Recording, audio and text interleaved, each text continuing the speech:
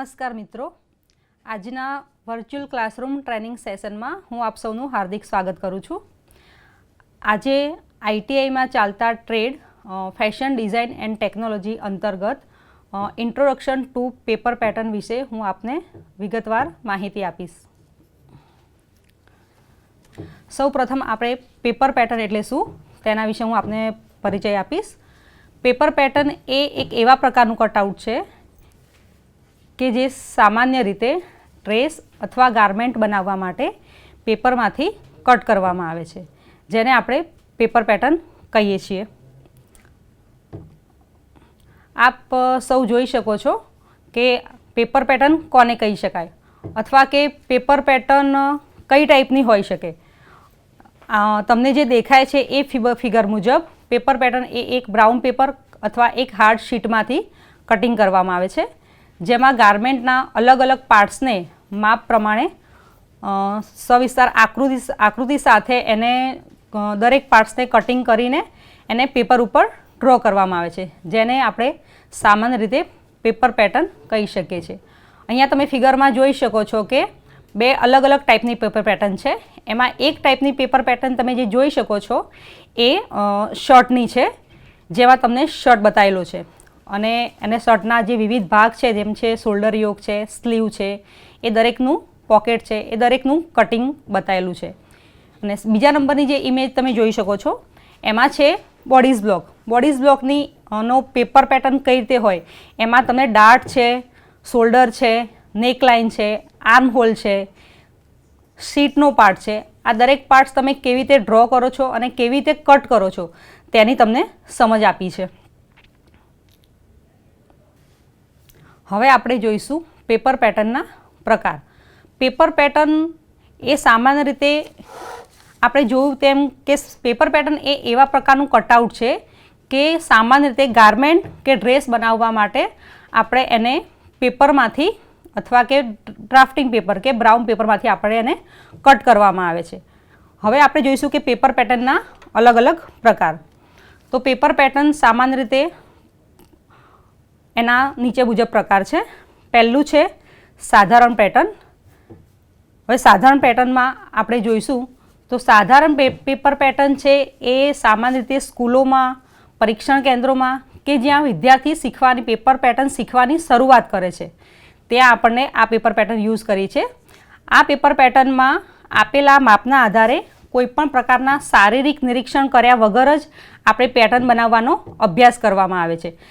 શારીરિક નિરીક્ષણ કર્યા વગર પેટર્ન બનાવવાનો અભ્યાસ કરીએ છીએ એટલે જે લોકો શીખનાર વ્યક્તિ છે કે જે લોકોને પેપર પેટર્નની ખાસ સમજ નથી કે ડ્રાફ્ટિંગની ખાસ સમજ નથી એ લોકો માટે આ સાધારણ પેપર પેટર્ન એક બહુ જ અગત્યની વસ્તુ છે. સાધારણ પેપર પેટર્નના કારણે વિદ્યાર્થીને એક ખાસ કરીને કોઈ એવો શારીરિક અભ્યાસ કરવાનો હોતો નથી. ફક્ત તમે મેઝરમેન્ટના આધારે જ તમે પેપર પેટર્ન કરી શકો છો. એટલે સાધારણ પેટર્ન છે આ રીતે સ્કૂલોમાં અને પરીક્ષણ કેન્દ્રોમાં વધારે ઉપયોગ કરવામાં આવે છે અને પેપર પેટર્ન શીખવા માટેનું એક પ્રાથમિક તબક્કો પણ કહી શકાય છે. સેકન્ડ નંબરની જે પેટર્ન છે એ છે વ્યક્તિગત પેટર્ન. વ્યક્તિગત પેટર્ન કે પર્સનલાઇઝ પેટર્ન. વ્યક્તિગત પેટર્નમાં નામ પ્રમાણે જેવું હોય છે કે આ પેટર્ન ખાસ કરીને ટેલરિંગ શોપ ચલાવતા વ્યક્તિઓ છે એ લોકો આ પેટર્નનો ઉપયોગ કરતા હોય છે.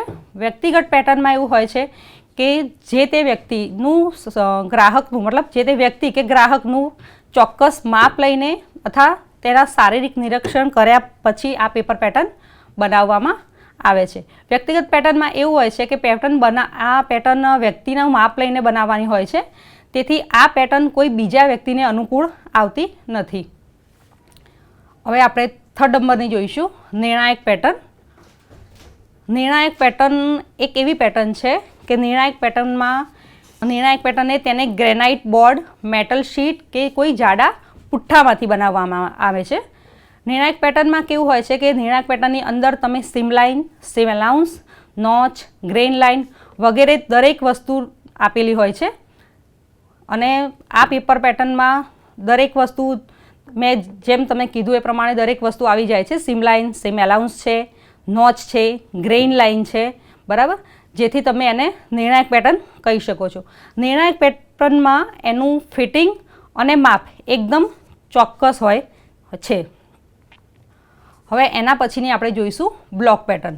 બ્લોક પેટર્નનો ઉપયોગ ક્યાં થાય છે કે જ્યાં એક કરતાં વધારે એટલે કે હજારોની સંખ્યામાં જ્યાં પોશાક તૈયાર કરવાના હોય ત્યાં બ્લોક પેટર્નનો ઉપયોગ થાય છે. એના પછી આપણે જોઈશું કોમર્શિયલ પેટર્ન. કોમર્શિયલ પેટર્ન એ વિશેષ કરીને ટ્રેસિંગ પેપર પર ઉપરથી બનાવવામાં આવે છે. કોમર્શિયલ પેટર્ન એ બજારમાં મળે છે તથા કોમર્શિયલ પેટર્ન એ અલગ અલગ મેઝરમેન્ટ પ્રમાણે બનાવવામાં આવે છે.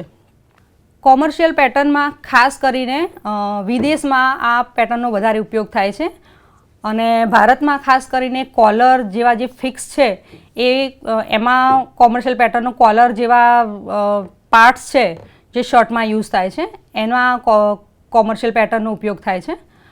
બીજી વસ્તુ કે જે લોકો ડ્રાફ્ટિંગ બિલકુલ જાણતા નથી એ લોકો માટે પણ આ પેટર્ન અગત્યની છે કારણ કે આ પેટર્ન બજારમાં રેડીમેડ ઉપલબ્ધ હોય છે. એના પછીની આપણે જોઈશું ગ્રેડિંગ પેટર્ન. આ પેટર્નમાં એક જ પેટર્ન તૈયારી કરેલી હોય છે અને એક જ પેટર્ન ઉપરથી એમાં અલગ અલગ ગ્રેડિંગ કરવાનું હોય છે.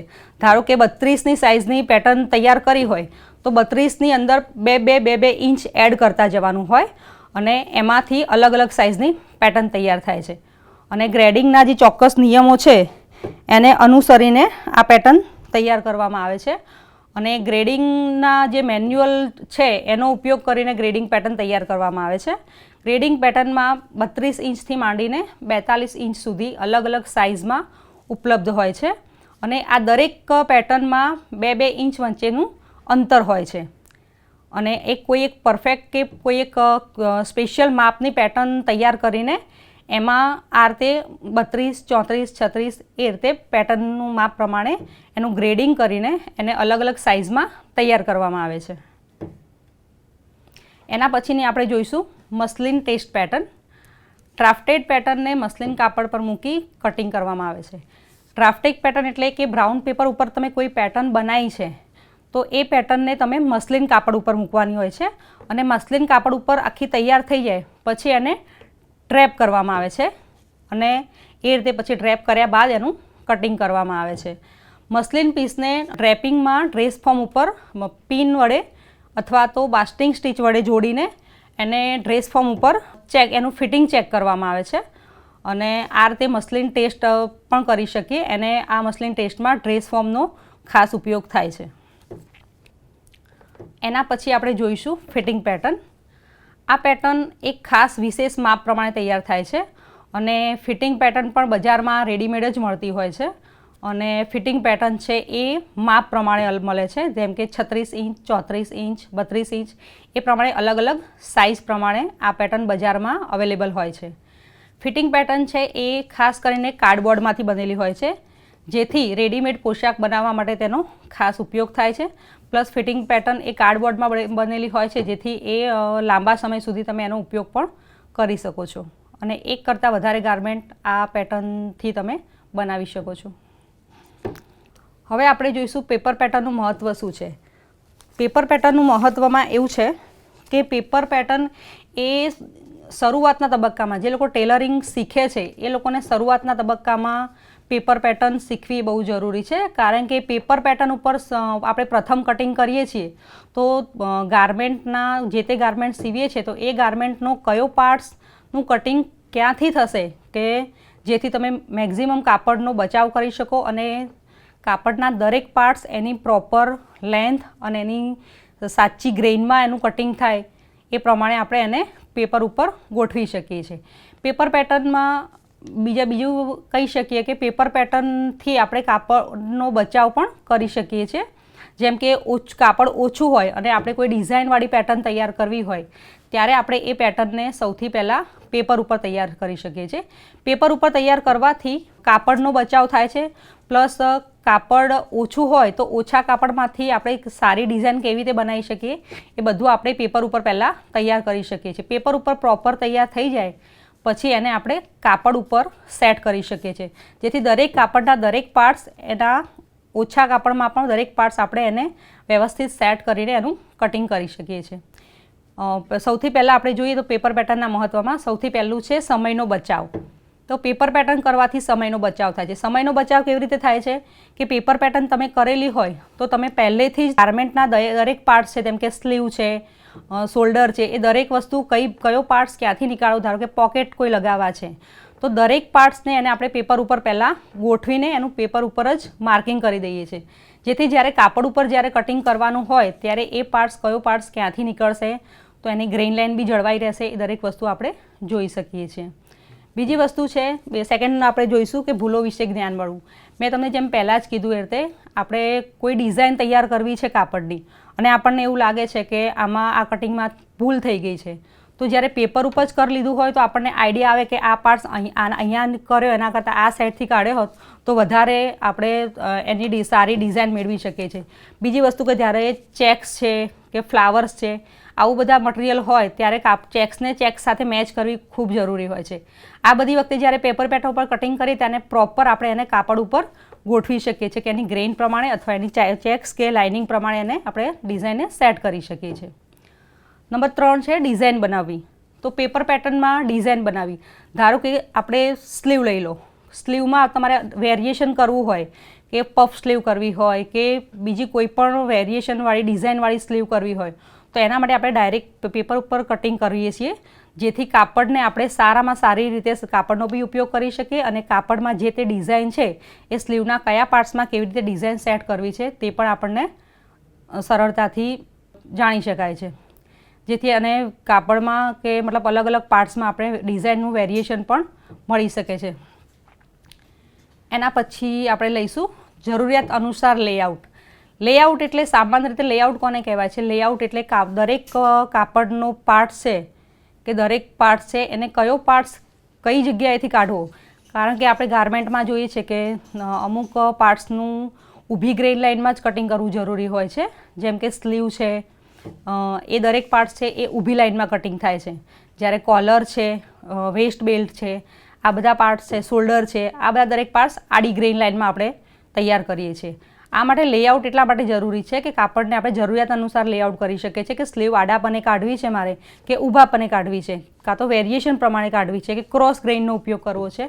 આવા ટાઈમે જ્યારે પેપર પેટર્ન હોય તો આપણે એનું જરૂરિયાત પ્રમાણે લેઆઉટ કર્યા પછી તેને કાપડ ઉપર કટિંગ કરી શકીએ છીએ. એના પછી આપણે જોઈશું કે કાયમી ધોરણે પેટર્નને સાચવવી. પેપર પેટર્ન એક એવી વસ્તુ છે કે તમે એને કાયમી ધોરણે કે લાંબા સમયગાળા સુધી તમે એને સાચવી શકો છો. પેટર્નનો તમે એક કરતાં વધારે ગાર્મેન્ટ્સ બનાવવા માટે કોઈ એક પેટર્નને તમે ઉપયોગ કરી શકો છો. એના પછીનું છે યોગ્ય માપથી કટિંગ કરેલી પેટર્ન. યોગ્ય માપથી કટિંગ કરેલી પેટર્ન એટલે ધારો કે 32 ઇંચનું કોઈ ફર્મો છે અને એમાંથી તમારે કટિંગ કરવું છે તો અલગ અલગ તમે એની સાઇઝ સેટ કરીને એને એ પ્રમાણે કટિંગ મૂકી શકો છો. બીજી વસ્તુ છે કે સાઇઝ પ્રમાણે મેં તમને કીધું એ પ્રમાણે એક જ સાઇઝની પેટર્નનો ઉપયોગ તમે અલગ અલગ ડિઝાઇન માટે કરી શકો છો અને એમાં બી ડિઝાઇનમાં વેરિએશન મેળવી શકો છો. આ રીતે મેં તમને પેપર પેટર્નની સમજ આપી. બીજી વસ્તુ કે પેપર પેટર્નના ફાયદા હું તમને સમજાવું તો પેપર પેટર્ન એ શીખનાર વ્યક્તિ માટે ખૂબ જ જરૂરી છે અને પેપર પેટર્ન કરવાથી તમે મેક્ઝિમમ કાપડનો ઉપયોગ કરી શકો છો. સાથે સાથે તમે ઓછા કાપડમાંથી કોઈ અલગ નવી ડિઝાઇનનું વેરિએશન પણ મળી શકે છે. ધારો કે સ્લીવમાં છે, કોલરમાં છે, એ દરેક વસ્તુમાં તમે પેપર પેટર્ન પહેલાં કરી લો તો પેપર પેટર્ન તૈયાર કર્યા પછી તમે એને કાપડ ઉપર ગોઠવો તો કાપડનો પણ મેક્ઝિમમ ઉપયોગ થાય છે, પ્લસ કાપડની દરેક વસ્તુ કયો પાર્ટ્સ ક્યાંથી નીકાળવો એનો આપણને પ્રોપર સમજ મળે છે, જેથી કાપડનું સારી રીતે કટિંગ થાય છે અને કોઈ જ જાતની ભૂલ રહેતી નથી. બરાબર છે. આ રીતે પેપર પેટર્નનો આપણે ઉપયોગ કરીએ છીએ અને પેપર પેટર્ન એ શીખનાર વ્યક્તિ માટેનું પ્રથમ પગથિયું પણ કહી શકાય. પેપર પેટર્ન વિશે મેં તમને સમજ આપી અને તમે શાંતિથી મારો આ લેક્ચર સાંભળ્યો તે બદલ તમને ખૂબ ખૂબ આભાર. Thank you.